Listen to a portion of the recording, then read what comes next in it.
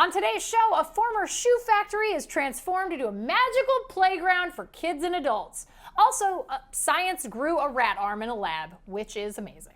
And this new tech from Disney Studios is either made of wonderful dreams or horrific nightmares. I guess we'll find out on Tomorrow Daily.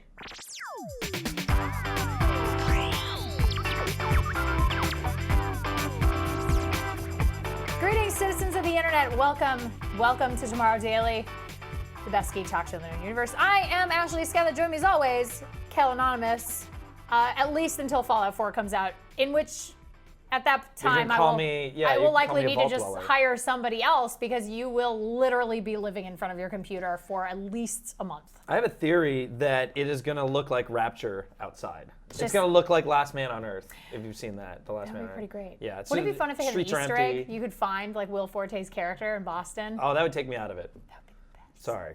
No good. All right, so. We have some insane stories today, so I don't want to waste any time. Let's hit the headlines. Okay, so stuff of dreams, stuff of nightmares? Stuff of dreams, stuff of nightmares, kind of crazy.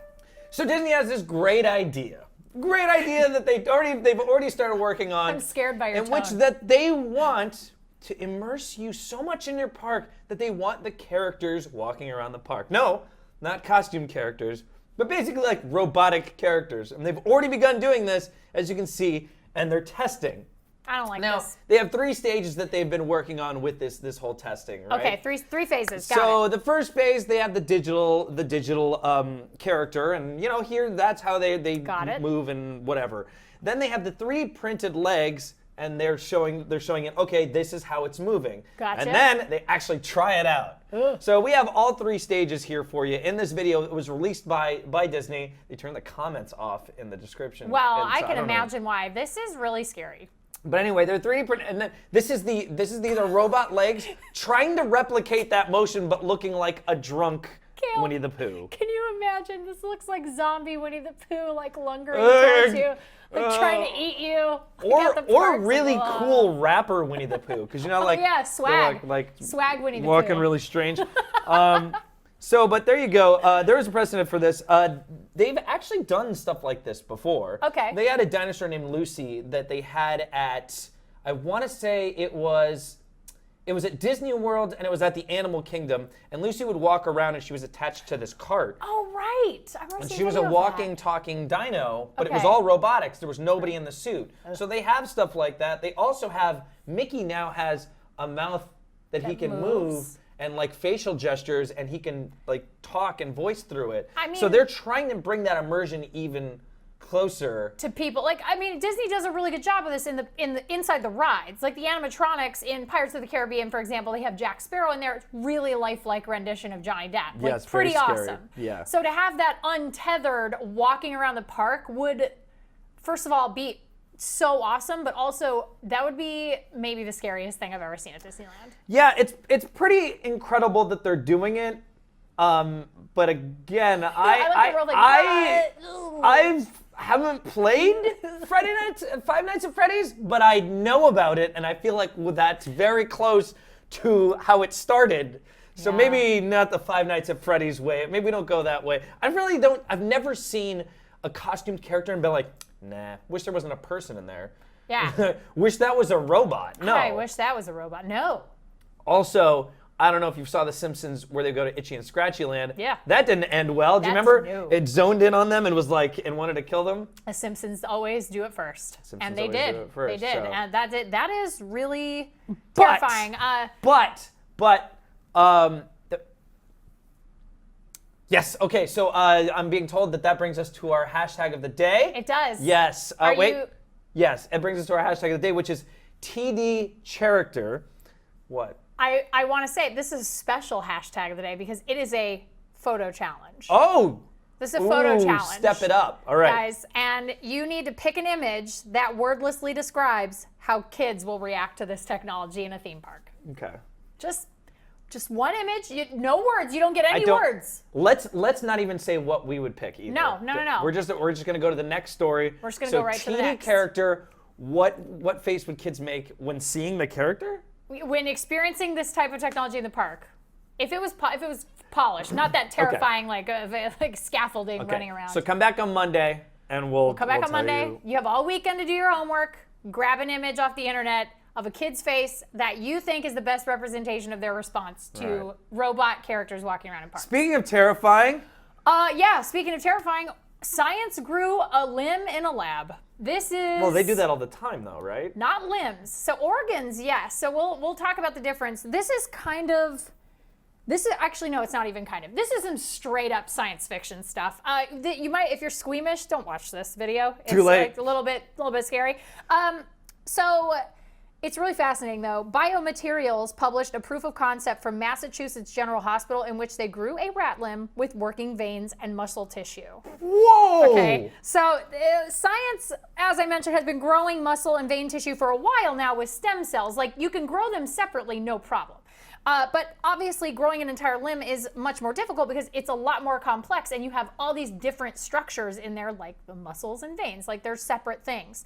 So they took this technique that we've seen used with lab-grown organs, and they did what's called, oh gosh, I'm gonna forget the name of it, but they basically strip the limb of a deceased rat and they take off all of its cellular material. So when you see it in this, like, when it's complete, it's like all white. You can't see anything that was there previously. They literally strip it down of all its cellular material. So you can see it's becoming whiter and whiter and whiter because all of that's being stripped off. All that cellular material is being stripped. So then, while they're doing that, they have another rat that's living that they're getting cells from in its arm, okay? And then they place the stripped cell limb into a container and they inject the cells from the other rat that they harvested into this limb.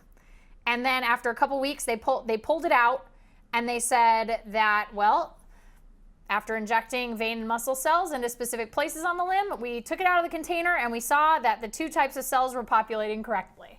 So veins and muscles, and they hit it with electrodes, like electrical current, and they said it performed at 80% of what a newborn rat would do. Oh, wow. So like working, like muscles, 80% of like what a standard newborn rat would be able to do, which is pretty amazing. So the next step would be to transplant it onto a rat? So the point of this would be, the next step would kind of be to see if they could get, they would have to continue to grow it, because the thing is it might not be ready yet for transplant. Sort of like growing like an ear in a lab. Like, it takes time. You got to figure out exactly. Like, this is so far away from clinical trials, like, or any kind of human testing. But the idea is that bioengineered limbs, even for animals, would be a huge boon over robotic prosthetics or transplants, because you're using your own cellular material to grow a new limb or an organ, and that's actually one of the big tenets of like lab-grown organs, is obviously you have a much lower chance of your body rejecting it because it's your own cells. So you won't have to take potentially you won't have to take anti-rejection medication for the rest of your life, which a lot of people do if they get transplants. Jeez, yeah. So this is pretty amazing. I mean, clinical trials obviously for humans, like, not even in the horizon at this point, but how amazing is that? It's pretty crazy. Pretty crazy. I think that rat would probably need like shoes, right? For sure. Yeah. Definitely. Maybe like a sleeve or something. He needs shoes, right? Shoes? For what? So tell me about this shoe factory. Oh, the shoe. Oh God, I didn't even catch that. I try to help her move to the next story seamlessly, and she's just like, yeah, shoes, or like a glove. I tripped over the seam in the carpet. You were generously trying to be like, I'll help you with that one. You're failing on this joke, and I'm like, it's not a joke. I didn't know what you wanted. Okay, shoe factory. So tell us about this shoe factory, Okay, Ashley. everybody, we're all gonna take a trip to St. Louis, because when you see this, you're literally gonna leave right away, and you're gonna want to go take a trip there. This is called City Museum. This used to be a shoe factory in St. Louis that has been transformed into a really cool urban playground. You'll notice there are salvaged planes in there. There are all kinds of crazy things inside here. It is 600,000 square feet of fun. It is, those are my words. And it is constantly being improved and or added to. And the guy who originally thought of this project passed away a few years ago, and they're still like working on this and constantly adding things to it. It's got all kinds of stuff. So I'm going to give you a list of like all this different things that you can find. And this is just a starter list. Like there's way more than this. 600,000 square feet, it's huge. You can find repurposed airplanes for jungle gyms, 10-story slides, like 10-story, not 10 as a number, but a 10-story high slide. Oh my God. A school bus on the roof, a cantilevered school bus on the roof, caves, ball pits, aquariums, circus arts equipment, restaurants, a bar, and even a Ferris wheel on top that Kale and I will never ride because we are scared. You can see there's a salvaged plane right there. Tires, salvaged construction cranes. There's like this, it's insane. Like this is madness. And it's all basically a huge recycling project. They've taken all of this stuff that is salvaged and reconditioned and recycled, and they have brought it in here, and I want to go to there now. And Kale wants to go to there so bad that he did in fact leave. So I never knew that this place existed, but man, I mean, wouldn't it be really cool for all those major cities in the world to like make stuff like this? I want this in Los Angeles, and I think we should have it in every city. We should have these big urban playgrounds that we can recycle stuff with, and everybody can go enjoy it. So nice work, St. Louis. I'm gonna go take a quick break. I gotta go find Kale before he hops on a plane to St. Louis. So we'll be right back with Into It because it's Thursday, and of course our user feedback and your photographer of the day. So don't click away. It's Tomorrow Daily. Kale?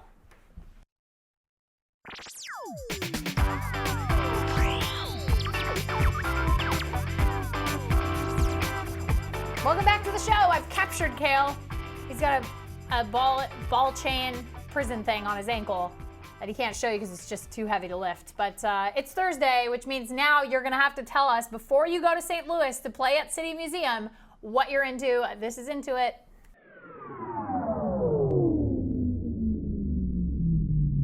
I have a feeling I know what you're going to say, but please, what are you into this week? This week, it's no surprise, I'm into cheddar cheese. Oh, cheddar cheese so delicious. I'm no, surprised. Of course, I'm into Fallout 4. Look, the announcement just happened. We're going to hear a lot more about what we're going to see at E3. There's a lot of rumors going around that the game will be coming out this year. Look, there's so many reactions to this. There's been just shocked, surprised. There's been complaints already. There's people like, well, the graphics aren't that great. Look, first of all, this is all what they're saying is this is all in game, which most games, when they show a trailer, it's always cinematics. If this is in game, look at these. Look at this lighting. Look at that specular lighting. It's incredible. It looks like a lot of fun. I want to go to that city. I'm really excited about that. So beautiful. So this takes place in Boston. Boston. Right? In Boston. So down by the harbor. Yeah, Harvard Yard. But yeah, so there's a lot of places like Fenway Park, right? Yeah. Fenway Park's in the actual thing. So you can go on find the subreddit and you can find breakdowns of what every location was. But tread carefully because you never know what you're gonna find. Don't find any spoilers. I do see a bobblehead right there in the back. Yeah, you got a bobblehead. That was exciting. Yeah, there's a lot of stuff in here. Vault 111. I need to do my research, but I don't think that's actually a vault that's been mentioned yet, which is incredible because there's a lot of Vault 101. Anyway, so we're really excited about that, and I've been playing Fallout 3 on Pretty Twitch. much nonstop. A lot of people. When Kale is not filming this show, he is just playing Fallout. I'm just playing Fallout. Yeah. Connected to machines. But we're very much into games. So anyway, so what's yours?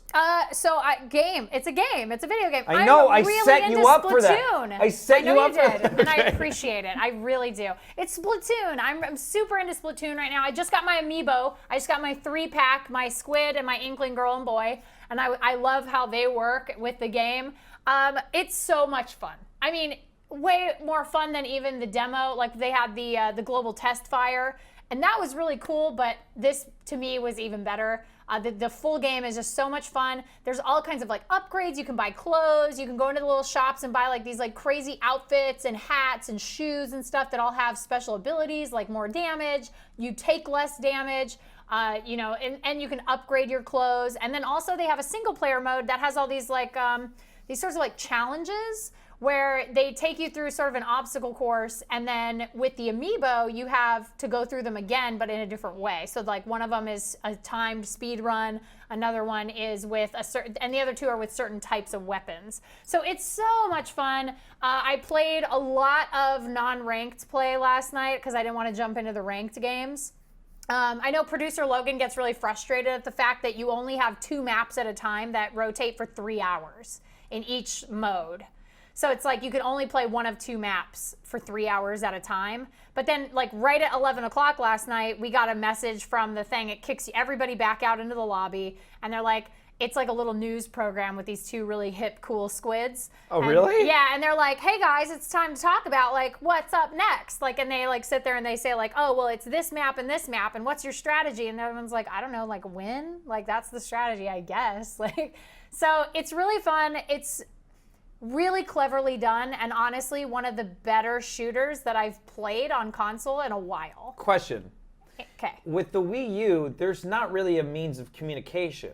No. So I've found that with shooters and our strategies like that, it helps to communicate. So how do you get over that barrier? So one of the things that really helps is with the gamepad, you can see all of your teammates on a map, and you can kind of see what's going on because there's a live representation of, in the non-ranked play, it's all based on how much ink you can spread. So you can sort of see where the hot spots are and what's happening, and then if they're getting killed, there's also abilities where you can see other members of the enemy team all at the same time. Right, like a mini-map. Yeah, well, there's like special abilities where on your main screen you can see them, like where everybody is. And oh, okay. so I think that they work really hard on making it accessible. I do think that, for last night I was talking with friend of the show, Mike Hobbs. We were playing together and in the same rooms, and sometimes we would not get matched on the same team. Sometimes we were on opposite teams. So we would just be talking on the phone. And like I would just play like FaceTime audio, and then we would just talk about like, so okay, you found so a way there, around. Yeah, you kind of find a way around it. All so right. I would imagine you don't need TeamSpeak or chat or group, any kind of group chat. It's honestly like it's really fun. It's easy to pick up and play. I'm really enjoying it. And kudos to Nintendo for creating a new IP that I was really skeptical about last year when they announced it. I was just like, Squid Children, really, Nintendo? Really? And then now I'm a convert. I'm a believer. I love Splatoon. It's so much fun. I can't wait to see what they do with more of it later down the road with DLC. All right. So yeah, Splatoon it up. You want to talk about user feedback? Yes. Okay. All right, guys, so we asked you to use the hashtag TDPlaytime to tell us how you would want to integrate Playmation, which is Disney's new set of toys where they have this sort of interactive thing. All right. What games and what franchises would you want to see utilize this type of stuff? Rick wrote in and said a Batman or Sherlock Holmes detective game with basic AR goggles and haptic feedback gloves to find clues. Oh, nice. Like that, yeah. And Batman, I like that he's like Batman as in like the detective Batman, not the give me weapons so I can go fight people all the time. Right, yeah. Detective Batman.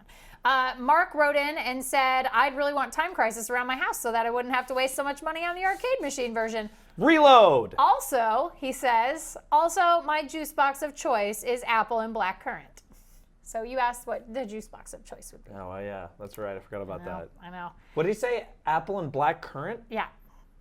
Wow. And then he said, hashtag fight me. That's kind of classy. It is very classy. All right. So high profile. Neil wrote in and said, kids should not need technology like this, especially when their imagination should be doing all the work.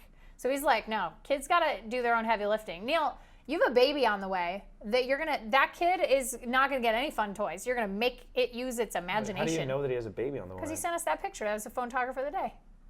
Oh. I remember okay. everything about everybody. I waste all of my mental energies and storage space. The hard drive in here is just filled with trivia about all of you.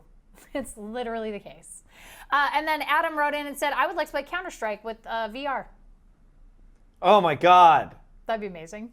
Oh my God, just having the frustration of being bad at Counter-Strike in VR is not something I want to think about. Dustin wrote in on that same sort of page, Call of Duty would be awesome. Imagine being able to use real-world locations as game maps. It would be fun and exercise. Also, no. Also, I don't want to be bad exercise. I know. at Call of Duty. Wait, he wants to use the Omni?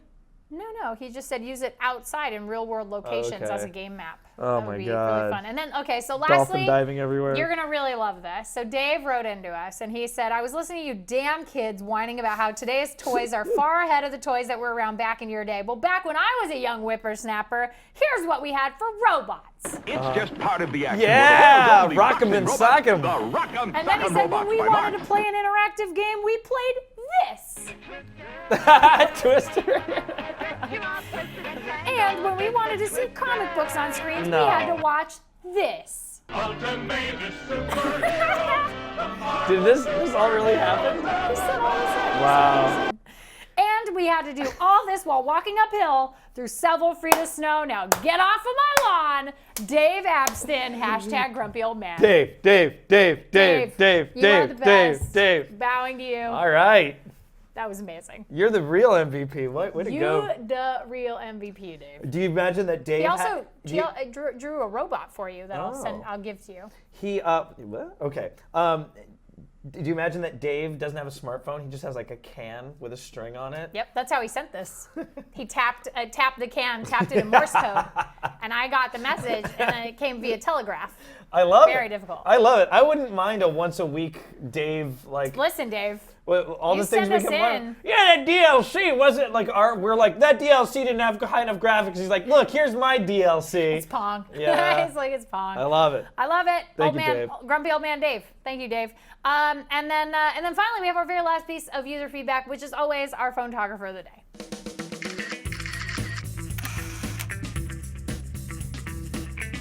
Our good friend Rolo wrote into the show. Rolo. It's like YOLO. I'm sure he's never heard that. Probably not. He took this picture with his Galaxy Note 3. And he said, hello, Tomorrow Daily. My friend's just hanging out at Galveston, Texas. Not much, just another lazy Sunday afternoon before going back to the corporate jungle. I took this with my Note 3. Love your show, Rolo. Allison. Look at this nice pier. They got a little Ferris wheel. They got a little roller coaster. I love it. Sweet Eileen and Napoleon. That's All My Exes Live in Texas. Yeah. All my exes live in Allison Texas. and Galveston. But yeah, that's really sad that he was like, yeah, I took this on my lunch break. I think it's have fun. I took a picture of it. Well, he said it was a lazy Sunday before going back to the corporate jungle. Okay. So maybe he got to have a really good. And I want to know, is he in the water right here? Because look at the picture. Yeah. The shore is way over to the left. Rolo's Aquaman. So anyway, clearly, Aquaman decided to live in Texas. Okay, Jason Momoa, your jig is up. We know what you're up to. But that's a really cool picture. Really good picture. I like a good picture of. I didn't realize Aquaman colorful. used a Note 3. Looks great. Is the Note 3 waterproof? Maybe Samsung is going to sponsor Aquaman. They have a director now. All right, we are down the rabbit hole. This is a Thursday for sure. Listen, if you want to send in your photography, you can. You can send us all kinds of other stuff too, story ideas, family recipes. I have one. I got tiramisu. I'm going to make it, maybe after E3 though, because we got too much to do before then. Tomorrow at cnet.com is our email, and you can find us on social media, rate and review us on iTunes, say hi on YouTube, because Kale's always hanging around there. He's like an alley cat at YouTube. Yeah. But we're Tomorrow Daily on a lot of social media. I almost took that too far. But anyway, yeah, don't forget to follow us on our personal accounts. We mostly use Twitter. I'm at Khail Anonymous. And I am at Ashley Esqueda.